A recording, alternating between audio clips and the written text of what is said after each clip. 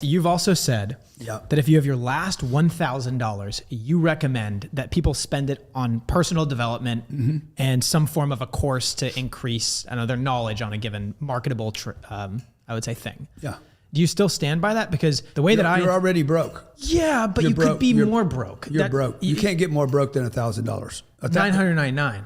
No, zero or 1,000, same number. But you're broke already. Right, but you don't want to have to, you get a pothole, you hit a pothole and you pop a tire. And you don't want to have to put that on a credit card, 33%. So you hit a pothole. You're telling me fixing your tire is more important than fixing yourself.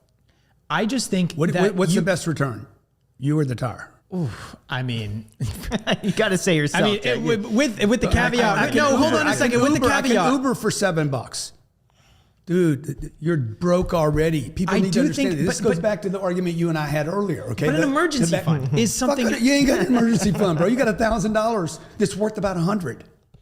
You ain't got an emergency fund. You are broke, okay? So when I did that show, Undercover Billionaire, they gave me $100. I said, I don't need the 100. They're like, oh no, it's good for the show. We're going to count it down. I'm like, what are you talking about? They're like, it's going to go 100, then it's going to go 82, and then it's going to 76, and then it's going to go 40. It's going to be great TV. I said, no, it's not. I'm going to take it to the bank and drop it off. And I'm going to go to zero day one because that 100 cannot save me. I don't need the 100. I don't need the 1,000. I don't need 10 grand. I would tell you, spend your last 10 grand. You're broke. Make it official. Get a fucking t-shirt. I am broke. And on the back, and I am hustling. And go get your money, man. I stay broke all the time. I never have money. I don't keep money because it's not worth anything. The only thing worth anything to me is me and my hustle and my focus and my go get it. I'm just saying, I convinced you. I sold it. No, you sold, dude. That's funny. That's really funny you say that. Because here's the thing, when you're saying that, I'm like, I should just get rid of my house. I should just get rid of my car. Get rid of it, Jack. Give it to me. Because you have more hustle. You got more engine than your car. Yeah, but it's a building process, right? So I do think to a certain... How old are you, man? 25. 25, bro. You got like... You will never be 25 again, bro. You got if I was 25 years old today, knowing what I know today, 40 years younger, man, oh my God. I'd have my eyes on $10 billion. I don't. That's so crazy. Okay, here's the thing. Obviously, you should. You write me a check for $10 billion. I'll be happy to cash it. The thing is, I don't necessarily want to make the sacrifices that. And look, people are going to flame me for this because we have a very hustle culture-y audience. Yeah. Because you're selfish. Me? Yes. For what? You're like, I don't need 10 billion. I ain't talking about you. How many people could you help? With 10 billion? Yes. A lot. How much of the world could you help with 10 billion? I can help a lot. You're like, I don't need that. And you guys ought to rag on him right now for being so selfish. No, here's the thing. I don't need 10 billion. Jack is built differently. Jack likes to take it easy. I've tried telling Jack, dude, we got to work ping 12 hours a day, and 12 hours a day, 6 days a week. Basketball. I want to be able to friends. text Jack at 11 p.m. instant responses. I want that, Jack. Bro, what about 1,000 communities could have pickleball? 1,000 communities could have their table tennis. Like, you just think about your table tennis rather than other communities. I help other people. But you can't help enough people because you're down to your last grand. You're right.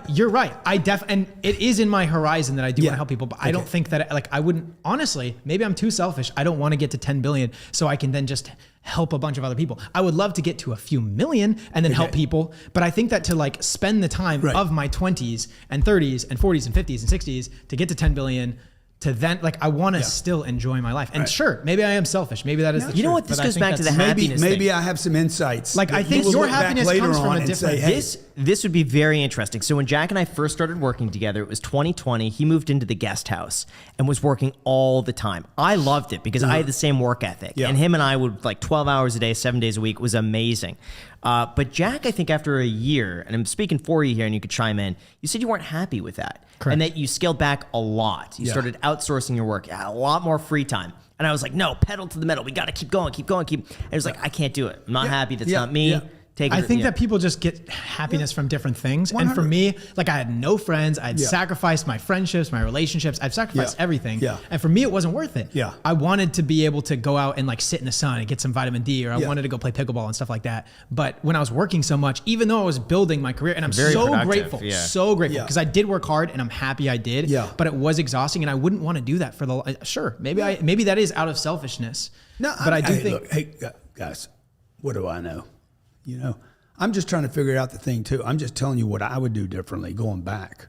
and looking at later, like, dude, I had this time between 25 and 35 that, like, I made so many mistakes in those years, okay? All I did was work.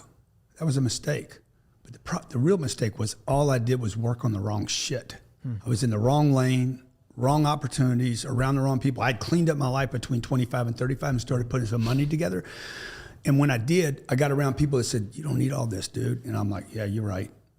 Or, you know, bigger's not better. And then I stopped. I could have made so many moves back then that would have me in a different position later in my life that you don't know about yet. You say people should invest in themselves, right? Rather than some form of like an ETF where you have an expected return year over year. Yeah. Yet you provide something where people invest for an expected return year over year. Yeah. So how is that any different than an ETF? I'll tell you how it's different, okay? Number one, this episode is in partnership with Airbnb. So Graham and I just wrapped up a trip. We were in Austin for a few days. We filmed episodes with Togi, Chris Camillo, and Caleb Hammer. And honestly, every time we're on the road, we're staying at homes on Airbnb. It's just become the default. And here's the thing most people don't think about. When you're the one traveling, your place back home is just sitting there empty. And that's a real missed opportunity. Whether you're gone for a long weekend or a few weeks, you can list your space on Airbnb and let it work for you while you're away. If you've ever thought about hosting, but weren't sure how to manage everything from the road, Airbnb now has the co-host network. You can connect with a vetted local co-host who has real hosting experience and can take care of the day-to-day for you. A co-host can manage reservations, handle guest communication, and even provide on-site support so you don't have to think about it while you're traveling. So instead of your home sitting empty, you could be generating some extra cash, whether that helps you cover the next trip, your flights,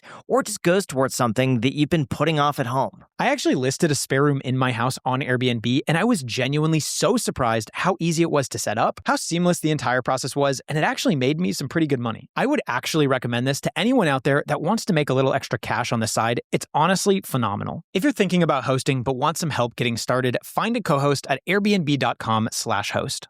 How is that any different than an ETF? I'll tell you how it's different, okay? Number one, the ETF is liquid. Okay. And you don't want to be liquid. Okay. You want to be illiquid. Why do you want to be illiquid? Because you don't want to have an emergency, a pothole, or pothead, or both for you, that goes and gets that money, okay? That goes and gets that money. You're like, oh my God, I gotta sell my ETF. Dude, money is made over long periods of time, okay? I have never wanted to get rich quick, ever, my entire life. I'm like, I don't want to get rich quick, I want to get rich for sure. So my investment thesis is about how do I get rich for sure? Well, if I'm illiquid, which is what Wall Street offers you. My mama taught me this when I was 18 or 19 years old. If the casino offers you something, do not take it. Wall Street is a casino. Hey, we want you to be liquid, man. You can get your money anytime you want. They're not offering that to you because it's good for you. They're offering it to you because it's good for them. I think the problem is people sell, is that people get emotional, but assuming you could overcome that emotion and not panic and sell. They can't, bro. They cannot. So now we're talking about real world, right? Huh? So now we're talking about like the real results of such a thing. Yeah, in my fund, you are illiquid for 10 years. But the benefit of being illiquid is 6% return with rents going up. Mm-hmm. Every decade since you were born and since I was born, rents have gone up in this country without missing a lick. Every 10 years, rents are going to go up 20 or 30%. Some doubled in many of those decades, okay? While my debt's being paid down, the rents are going up. He knows the real estate game. This mechanism, inflation starts hitting, fiat gets So you're saying that you're protecting people from themselves, basically. 100%. And including myself, by the way. I don't want the money. Why? I go to zero and I go hustle money again. Wouldn't that then go against the idea that they should become a business owner? Because essentially you're protecting them from themselves if you say you should go get a high paying job based off of a marketable skill that you have, because that works if you look at real results, right? Whereas being a business owner, you're placing a lot of faith and trust in people's ability, when your fund is the exact opposite. You're not placing faith and trust in people's ability to make the best financial decision for themselves. No. My fund, I'm allowing people to invest in assets they could never buy. They can never buy these assets. What about a REIT? They cannot buy these assets. Most of the REITs do not control the assets that we have, okay? And most of the REITs in this country are in trouble right now. Can't hit their redemptions, gated all the redemptions, aren't making distributions. Don't hand select their properties. They'll buy anything and everything in almost any market. with whatever the terms were, because they're churning money, okay? These are big companies with thousands of employees that are paying all these analysts little fees. But if people followed your advice, then technically what they should be doing is putting their money and raising money from other people to do what you're doing. Yeah, they could. And we show people how to do that. Go raise $150 million to do that deal. I welcome like anybody to do it. I don't think they'd start at that level. Blackstone can't do it. Blackstone can't do it. Fidelity can't do it. They you know, these are $1 trillion companies, and they can't go to everyday people because they ignored everyday people for the last 30 years. And the big banks, this is really what I'm taking on with Cardone Capital. It's not just the investment. Neither is the thesis, some of the stuff that I talk about. It is that the banks have control of the way we think. Buy a house, good for Bank of America. Fannie Mae's getting ready, we were talking about on the break. Fannie Mae's getting ready to offer 5% down on a 4-unit deal. That'll happen November 18th. It is going to, like the 4-unit product, if you live in it, you can get a 5% loan with Fannie Mae, I think for 7 or 10 years, okay? You're gonna have people just flock to that asset class. Doesn't mean it's good though. Just gonna sound good. When the government offers you anything, beware. That's funny. I get all of these letters from Fannie Mae where it's like, ooh, you have equity in your home. Maybe you should pull out some money or refinance and stuff like that. I'm like, yeah, who's refinancing it like right now? If they're offering me sense. promotions like that, chances are it's not something that's the best for me. That's what I'm telling you, man. Like, do you think, like, why do people think banks in this country are so safe when they're not? Well, we've been trained. We've been trained to believe they're safe, okay? There's been more bank failures. But they've been bailed out. People have faith in the government that no matter what'll happen with the bank, the government will step in. They'll never let things go that bad. Like they're too big to fail. A lot of these banks. They seek to, in that conversation, they seek to drop out that little piece of data that says in my lifetime, the $100,000 that I left at that bank is worth $10,000. It's safe. Yeah, it's safe to go down in value. It's not invested. If it's at the bank, it's not invested. The bank, the same bank you put your money in, as you know, calls me and says, would you like to borrow their money? They don't leave it there. I think the point of a bank is more so just everyday expenses. I got to have something. I got to have money something somewhere. Liquid. You're right. Yeah. Yeah. We're back to so liquid. in terms of teaching people, how do you find a good mentor and what do you look for? How do you make sure that they're not like a fake guru or they're giving bad advice? Show me what you got, bro. You build wood tables and you're going to do videos on wood tables. Okay, well, show me the wood tables that you built. Show me the factory that you have. Show me your inventory. Show me, don't tell me. I am not like, this is how I avoid getting ripped off. And one thing I've done extremely well in my life is not get ripped off of. But don't you feel like, especially on Instagram, people flex all the time and they have all the stuff in their 100. Pictures, but like, how do you verify ownership? Show me that plane. I saw a kid the other day. I'm like, is that your plane? No, it's not your plane. It's a Phenom 300. I know exactly whose plane it is. It's not yours. You're in the shadow taking a video of yourself. You didn't even get permission to take the video of yourself in front of that plane or on the side of the plane. So people just should be very suspect. Like, anybody that checks me out, hey, come check out what I own. Like, do an audit on my business because I'm not worried about what you find. The FBI, the SEC, every 3-letter company group in America has all the data they need on me. So why wouldn't I tell you? Okay, I got my 7 rings. That makes sense. I think like that's what people should do. Show, don't tell. That's top of the food chain. All the Instagrammers, all the YouTubers, all the names that you've mentioned. Everybody, show me. Right. You're a real estate expert. Show me the real estate you bought. Okay, you're a Bitcoin guy. This is where the Bitcoin community goes nuts. I'm listening to a Bitcoin guy the other night in X Spaces and BT. I said, "How much Bitcoin you got, bro?" I can't tell you that. I said, "Then shut the fuck up." It's all like when the NFTs were popularized, everyone's like, I'm an NFT expert, an AI expert. As soon as ChatGPT comes out, everyone's like, oh, I'm an AI within a expert. week, someone said. Okay, and then you're like, okay, like show me the book you wrote. Right. Not the fucking paragraph, not the 3 questions you asked. I would say that's a good way to filter through. Dude, just show me because the moment most people are going to do this, why do you need all this? Why do you have to have all this data? Particularly the mentor community. So the problem is with the people that want help can become targets. You know, and be taken advantage of. I need help. Everybody does, by the way. I needed help when I was 16 years old and a drug dealer got a hold of me. I'll help you, bro. And took me down a nasty road. So that was my first experience with mentors. Right now it's like, okay, I need to pick people that I want to be like. Oh, the guy's rich. Okay, good. What's his family life look like? What does he look like as a father? What does he look like? Even the books I read. You know, before I go buy somebody's book and read their shit, I'm like, hey, who are they? Oh, he committed suicide when he was, 57. I'm like, I ain't reading this shit.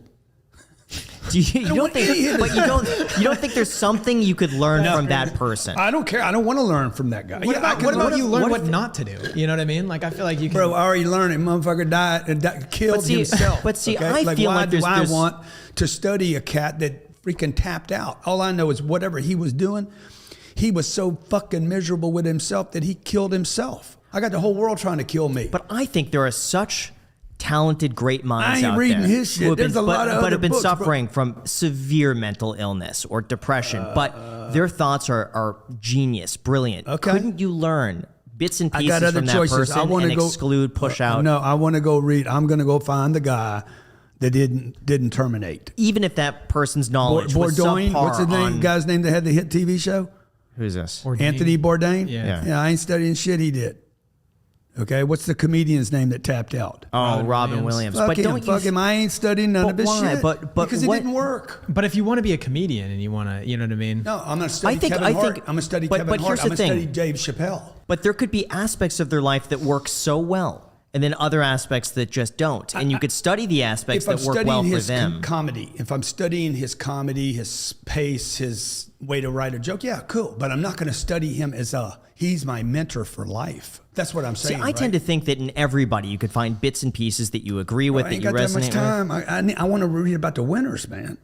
But you don't think that they won in certain aspects? But what if I can't read every book written? I can't study. I can't have that many mentors. But then they could be great at, but they could still, yeah. I'm gonna study a great YouTuber. Do I study you or Mr. Beast? I would say Mr. Beast. Thank Absolutely. You. We agree on that completely. Yes. Okay, I'm not going to study both of you. I'm going to study him, and I'm going to go hard on that one guy. And I'm not going to take your input. Hypothetically, Mr. Beast unalives himself a year from now. Would that mean that everything you learned from Mr. Beast doesn't apply anymore? And then you go study him about life. I wasn't getting father advice from him. I'm saying if I'm going to get the father advice, I need to see the kids and how they're doing. Right now, I would take YouTube advice from him because I'm like, fucking, his YouTube channel rocks, okay? And if I have a choice between his channel and your channel, I'm taking his channel. And I'm not going to study two people. I'm going hard with one guy, okay? Now, before I take his advice on how to be fit, I ain't going to do it. I can see the way he's not fit. Like, that's not my fit advice, right? I'm going to go to somebody that can.